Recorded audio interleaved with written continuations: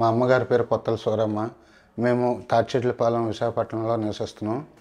మా అమ్మగారు గత కొద్ది కాలం నుంచి మోకాళ్ళ నొప్పులు విపరీతంగా వచ్చాయి. ఆవిడ కనీసం నడిసే కెపాసిటీ కూడా లేదు. కర్రోత పట్టుకొని నడిచేవారు. అయితే ఆ అమ్మకి ఇలాగ అవుతుందనిసని హాస్పిటల్కి తిప్పాను. హాస్పిటల్కి తిప్పితే డాక్టర్లు అన్నారు, ఏజ్ ముదిరే కొద్దీ సమస్యలు ఇలాంటివి వస్తాయి, ఇప్పుడు ఈవిడికి ఏం చేయలేము, తట్టుకోలేదు అనేసి చెప్పారండి.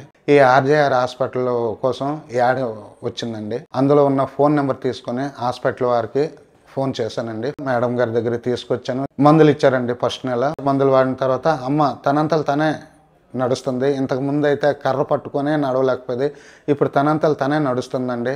మేడం గారికి, ఆర్జేఆర్ హాస్పిటల్ యాజమాన్యానికి నా ప్రత్యేకమైన ధన్యవాదాలు తెలియజేసుకుంటున్నానండి.